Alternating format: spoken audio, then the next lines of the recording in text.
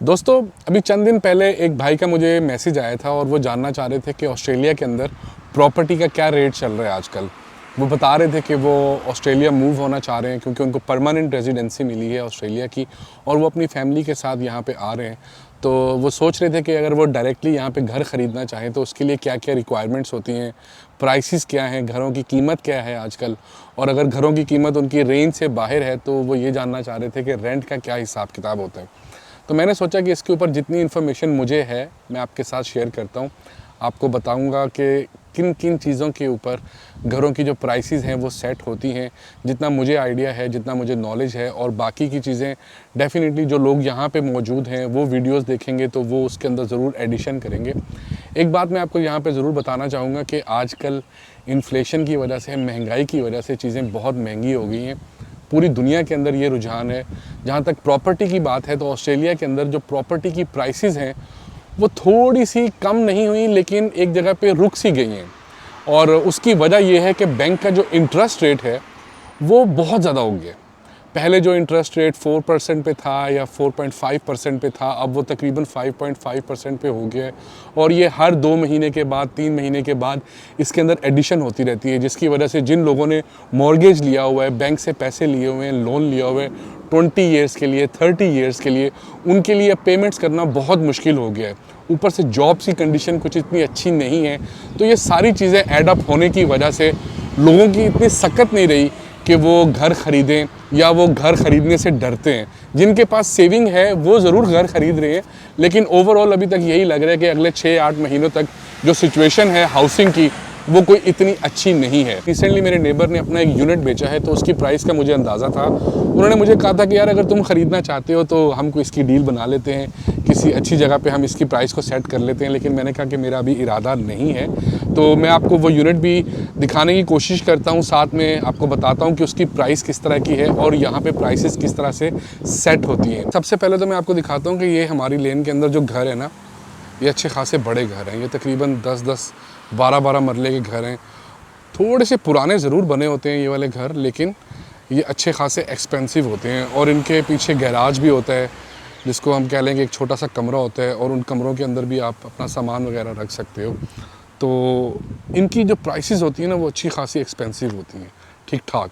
लेकिन जो थोड़े से अमीर लोग हो जाते हैं, जिनके पास बाद में कहीं पैसा आ जाता है, या जो इन्वेस्टमेंट के पर्पज़ से देख रहे होते हैं, तो वो क्या करते हैं कि जैसे ये वाला एक घर है, इसकी सेम लेंथ होगी, तो अब इस जगह का जो ऑनर होगा उसने क्या किया, अब ये सेम उसी लेंथ का घर था और उस बंदे ने समझदारी के साथ यहाँ पे 3 यूनिट्स बनाए, और उन तीनों यूनिट्स को या तो रेंट आउट कर दिया होगा या उसने इसको बेच दिया होगा और पैसे कमा लिए होंगे।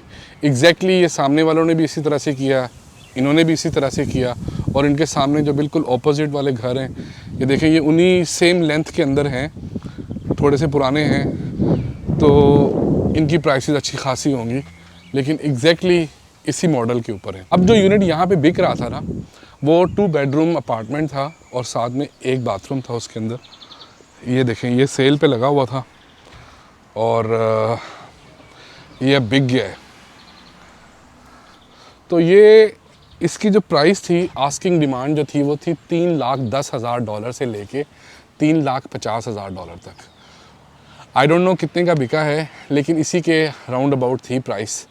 और 3,10,000 का मतलब ये होता है कि यहाँ पे आपने 10% डिपॉज़िट देना होता है अगर आपका लोन अप्रूव हो जाता है, जो कि अगर लेट्स सपोज हम सोचें कि 3,20,000 का घर बिका है तो आपने तकरीबन $32,000 आपने 10% डिपॉज़िट दे दिया, और साथ में एक्स्ट्रा फ़ीस होती हैं जो काउंसिल की होती हैं, और इसके अलावा एक्स्ट्रा चार्जेस होते हैं, वो आप समझें कि तकरीबन $15,000 इसके अंदर एडिशन ऐड कर दें, तो ये टोटल प्राइस तकरीबन 45,000 से लेके $50,000 तक बनती है, जो आपने फ़र्स्ट टाइम पे करनी होती है। उसके बाद आपकी इंस्टॉलमेंट्स बन जाती हैं अगर आप मॉर्गेज ले रहे होते हैं, और अगर आप फुली पेड करना चाहते हैं तो वो एक बिल्कुल ही अलग सिनेरियो होता है। उसके अंदर कोई आपने डेफिनेटली एक्स्ट्रा पे नहीं करना होता, ना कोई उसके अंदर इंटरेस्ट का चक्कर होता है। अब यार जो यहाँ पे घरों की प्राइसेस है ना, वो सिटी टू सिटी भी वेरी करती हैं।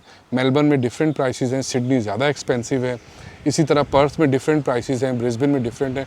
तो डिपेंड करता है कि आप कहाँ पे आ रहे हो और आप कहाँ पे ख़रीदना चाह रहे हो उस शहर के अंदर। जैसे ये वाला जो एरिया है, ये जो CBD है, जो शहर है, जो सिटी है, उससे तकरीबन 25 किलोमीटर दूर है, और 25 किलोमीटर के अंदर आपको थोड़ा सा पुराना यूनिट इतने का मिलता है। यही अगर सिडनी होता और 25 किलोमीटर दूर आप कोई अपार्टमेंट ले रहे होते तो यहाँ पे तो आपको शायद 3.5 लाख का मिल जाए, वहाँ पे आपको 6 लाख से कम नहीं मिलना था।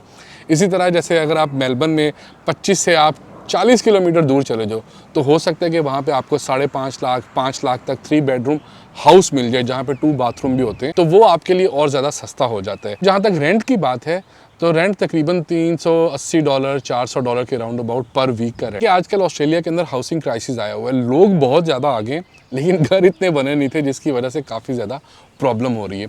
2-3 और वजह होती हैं जिसकी वजह से जो घरों की प्राइसेस होती हैं वो ऊपर नीचे हो जाती हैं। मिसाल के तौर पे आप जिस काउंसिल के अंदर रह रहे हो वो काउंसिल कितनी अच्छी है, उसकी वजह से भी प्राइसेस चेंज होती हैं। पाकिस्तान वाला कॉन्सेप्ट कि अगर आपने पार्क फ्रंट व्यू लिया है तो उसकी प्राइसेस ज़्यादा होंगी। फिर स्कूल्स जो हैं, जो पब्लिक स्कूल्स होते हैं वो कितने आसपास हैं और कितने अच्छे स्कूल्स हैं, उनकी रेटिंग्स होती हैं। अगर अच्छे स्कूल वाली रेटिंग के अंदर आप उस काउंसिल के अंदर आप अपना घर लेते हो तो उसकी प्राइसेस डिफरेंट होंगी। इसी तरह स्टेशन कितनी दूर है और इसी तरह जो शॉपिंग मॉल्स हैं ग्रोसरी के लिए वो कितनी दूर हैं, ये सब चीज़ें उसके अंदर मैटर कर रही होती हैं। तो जब आप ऑस्ट्रेलिया के अंदर घर लेते हो तो मोस्टली लोग 10% डिपॉजिट देते हैं, आप 7.5% भी दे सकते हो, आप 5% भी दे सकते हो, और जो लोग इंटरेस्ट पे नहीं लेना चाहते वो फुली पेड करके भी ले लेते हैं। तो यार ये वो सारे फैक्टर्स होते हैं जो एड अप होते हैं घर की प्राइस के अंदर।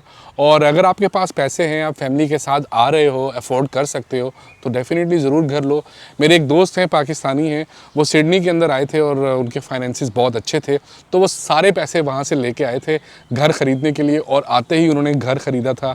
इंटरेस्ट से भी दूर रहे थे, कोई एक्स्ट्रा पेमेंट्स उनको नहीं करनी थी, और उसके बाद अपने घर के अंदर वो अपनी फैमिली के साथ यहाँ पे रह रहे थे। एनीवेज यार, मेलबर्न के अंदर अगर आपको 25 किलोमीटर दूर एक यूनिट मिले जो कि इतना ज़्यादा पुराना ना हो तो मेरे ख्याल से ये एक बहुत अच्छी डील बनती है। क्योंकि सिडनी के अंदर तो यार आप सोच भी नहीं सकते कि इतने कम पैसों में आपको कोई यूनिट मिल सकता है। एनीवेज मुझे पूरी उम्मीद है कि आपको काफ़ी ज़्यादा इन्फॉर्मेशन मिली होगी इस वीडियो से, और आगे आने वाली वीडियोज़ में भी हम ऑस्ट्रेलिया के बारे में काफ़ी सारी बातें करेंगे। तो अपना ढेर सारा ख्याल रखिएगा। Till that, thank you so much, piece.